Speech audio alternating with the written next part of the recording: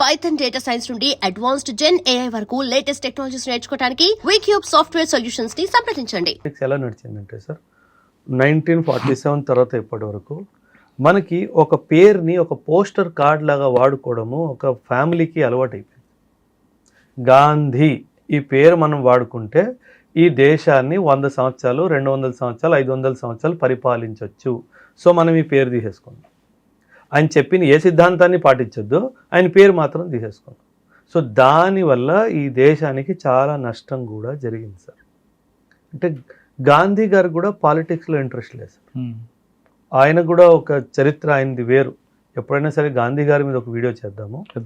Positives negatives రెండు ఉన్నాయి sir Gandhi గారి విషయంలో కూడాను. ఈరోజు చాలామంది ఆయన్ని క్రిటికల్గా అనాలిసిస్ చేస్తారు, అందులో కూడా తప్పు లేదు. But at the same time ఆయన కాంట్రిబ్యూషన్ కూడా చాలా పెద్దది సార్. ఎందుకంటే మన స్వాతంత్ర పోరాటం ఏదైతే ఉందో సార్, దాన్ని ఒక నాన్ వైలెంట్ ట్రాక్లో తీసుకెళ్లడంలో ఆయన చాలా పెద్ద పాత్ర వహించాడు. అంటే ఈరోజు కూడా మన దేశంలో అంటే ఓర్పు సహనం అనే ఒక కల్చర్ ఉంది అంటే అది ఆయన ఇచ్చిన మనకి పెట్టుబడి సార్.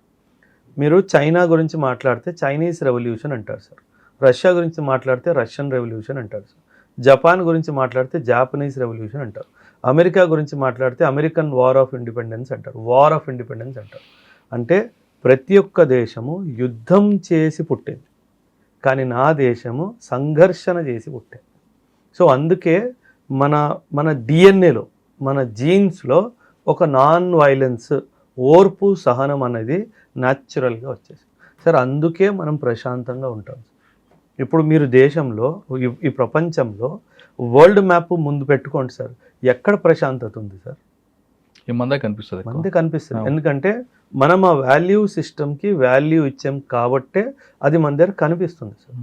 గొడవలు ఉన్నాయి, కానీ ఈ గొడవలన్నీ పొలిటికల్గా సృష్టించినాయా నిజంగానే సమాజంలో వచ్చినాయా మనమే గుర్తు చేసుకోవాలి. ఇప్పుడు మీరే ఉన్నారు సార్, ఇటువైపు వేరే మతానికి చెందిన వాళ్ళు ఎల్లుండొచ్చు, ఇటువైపు వేరే మతానికి చెందిన వాళ్ళు ఎల్లుండొచ్చు. మీరు ఎప్పుడైనా గొడవ పెట్టుకున్నారా సార్? ఉండదు. అంటే మన డిఎన్ఏలోనే కలిసిమెలిసి ఉండాలి అని ఉంది సార్. కానీ ఆ కలిసిమెలిసి ఉండాలి అనే కాన్సెప్ట్ని పాడు చేసిందే బ్రిటిష్ వాడు. ఎందుకంటే వాడికి అర్థమైపోయింది వీళ్ళని డివైడ్ చేస్తే కానీ నేను రూల్ చేయాలి, విభజించు పాలించు సిద్ధాంతం కదండి సార్. పాకిస్తాన్ ఎప్పుడు పుట్టింది? 1947లో పుట్టింది కదా, కానీ నన్ను అడిగితే 1905లోనే పుట్టేసింది అంట. ఎప్పుడైతే వీళ్ళు బెంగాల్ని 2 ముక్కలు చేశారో ఆ రోజు వీళ్ళు చెప్పేశారు ఫ్యూచర్లో ఈ దేశాన్ని నేను 2 ముక్కలు చేస్తాను అనేసి.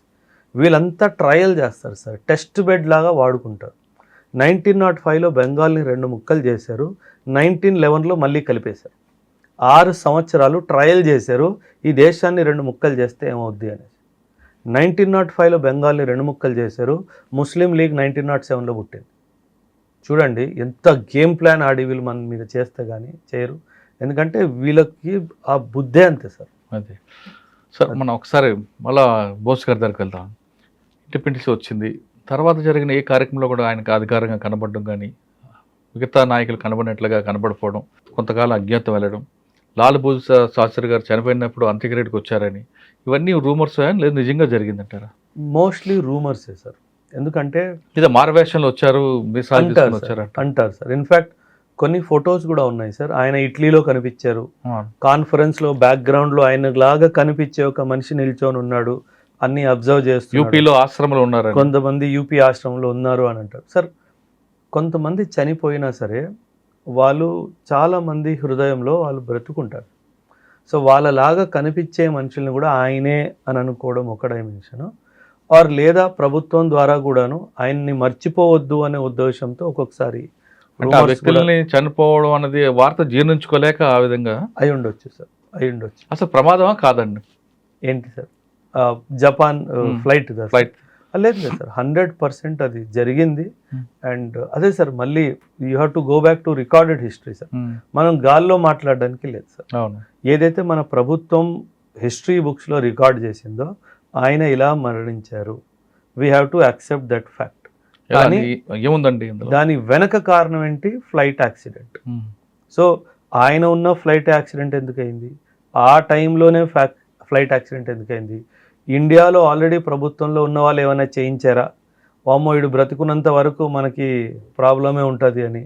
సో చాలా క్వశ్చన్ మార్క్స్ ఉన్నాయి సార్. అంటే యాక్సిడెంట్ అనుకోవాలా, కాన్స్పిరసీ ఉందనుకో? 100% కాన్స్పిరసీ సార్.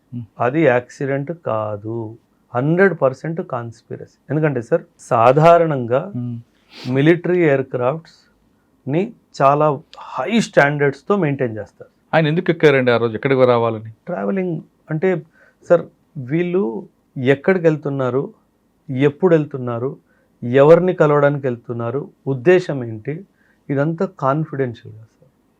అంటే because he is not a prime minister of a nation that I'm going to visit Australia, అలా లేదు కదా సార్. అప్పుడు పరిస్థితులు అలా లేవు కాబట్టి డాక్యుమెంటెడ్ హిస్టరీ ఏమి చెప్పదు దాని గురించి, because it is highly confidential. ఇప్పుడు ప్రశ్న ఏమొస్తుంది, నువ్వు జపాన్ విమానంలో ఏం చేస్తున్నావు అని వస్తుంది. ఇక్కడ బ్రిటిష్ వాళ్ళు ఆయన ఏం డిక్లేర్ చేశారు, అరే బాబు మాకు ఈయన ఇండియాలో ప్రాబ్లం క్రియేట్ చేస్తున్నాడు, ఇండియా నుంచి తప్పించుకుంటూ తిరుగుతున్నాడు అని అంటారు. సో ఆ బ్యాక్గ్రౌండ్లో ఆయన ఇండియా నుంచి తప్పించుకుంటూ తిరుగుతున్నాడు అన్నప్పుడు ఆయన అన్నీ ఏమన్నా ప్రెస్ రిపోర్ట్ ఇస్తాడా, నేను ఇక్కడి నుంచి ఇక్కడికి వెళ్తున్నాను? సో అది ఇవ్వడం జరగదు. సో అది ఆయన ఎక్కడికి వెళ్తున్నాడు, ఏం వెళ్తున్నాడు, అదంతా హైలీ కాన్ఫిడెన్షియల్. ఓకే, మన టాపిక్లో గాంధీ గారి గురించి మాట్లాడారు. అవును సార్. ఇండిపెండెన్స్ డే వేడుకలకి గాంధీ గారు హాజరు కాలేదన్నది వాస్తవా కాదు? 100% సార్. ఆయన యాక్చువల్లీ మన దేశానికి ప్రపంచం స్వతంత్రం వచ్చినప్పుడు ఆయన అక్కడ ఢిల్లీలో కానీ ఇంకెక్కడ లేడు సార్. ఆయన కోల్కతా దగ్గర నోవాఖలీ అని ఒక ప్రాంతం ఉంది సార్. నోవాఖలీలో రాయట్స్ జరుగుతున్నాయి, హిందువులు ముస్లింలు కొట్టుకొని చచ్చిపోతున్నారు. ఆయన అక్కడికి వెళ్ళాడు, ఆ రాయట్స్ని కంట్రోల్ చేయడానికి వెళ్ళాడు. నేను చెప్పాను కదా సార్, గాంధీ గారికి కూడా ఒక positive, one of the biggest positive shades in Gandhi's personality is he never wanted any position for himself. నేను పిఎం అవ్వాలి, నేను ప్రెసిడెంట్ అవ్వాలి, ఆయన ఆలోచన కోరిక ఆయనకి లేవు సార్. సో ఆయనకి ఏంటంటే ఆ హిందూ ముస్లిమ్స్ గొడవలు బాగా ఎక్కువ. కోల్కతాలో చాలామంది నోవాఖలీ రైట్స్ చూసుకుంటే కొన్ని వందల మంది చనిపోయారు సార్. సో ఆయన మన స్వతంత్ర వేడుకలు జరుపుకుంటున్నప్పటికీ ఆయన అక్కడ లేకుండా ఆ యొక్క ప్రాబ్లమ్ని అడ్రస్ చేయాలని చెప్పి అక్కడ ఉన్నాడు sir. So that is the reason why he did not participate in the freedom. Okay, అసలు real history of Indian independence అంటే ఏం చెప్తారండి మీరు? అంటే సార్ ఒకటి నాకు బాధ వేస్తుంది సార్, మన హిస్టరీ బుక్స్ చూసుకుంటే హిందీలో నేను చెప్తాను సార్, దెన్ హిందీలో పాట ఉంటుంది sir, they they హమే Azad Bina ఖడ్గ బినా ఢాల్ సా బర్మతీకే సంత్ తునే కర్ దియా కమాల్ అని. ఏంటి, ఖడ్గం పట్టుకోకుండా మనకి స్వతంత్రం వచ్చింది అని అన్నారు సార్. కానీ అది 100% వాస్తవం కాదు సార్. ఎంతోమంది ప్రాణత్యాగాలు చేశారు సార్. భగత్ సింగ్ లాంటి వాళ్ళు, మన లాలా లాజ్పత్ రాయ్ కానీ, ఇలా ఎంతోమంది వాళ్ళ రక్తాన్ని, వాళ్ళ చెమటని, వాళ్ళ ప్రాణాన్ని ఆరిపోస్తే వచ్చిన స్వతంత్రం మనది.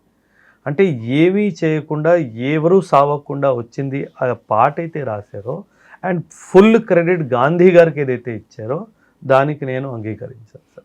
సో ఇదొక్క రియాలిటీ ఆఫ్ ఇండిపెండెన్స్ మన పిల్లలకి ఎలాగైతే నేర్పించారో అందులో నేను కూడా ఒక విక్టిమ్. నేను కూడా బై ద టైం నాకు 25-30 వచ్చేంత వరకు I also use to believe that only Gandhi is responsible for India independence. But ఇదంతా చదివిన తర్వాత, నిజాలు ఏంటో అబద్ధాలు ఏంటో తెలుసుకున్న తర్వాత అర్థమైందన్న విషయం ఏంటంటే ఆయన పాత్ర కూడా ఉంది, కానీ ఆయన కన్నా గొప్ప పాత్ర చాలా మంది. అండ్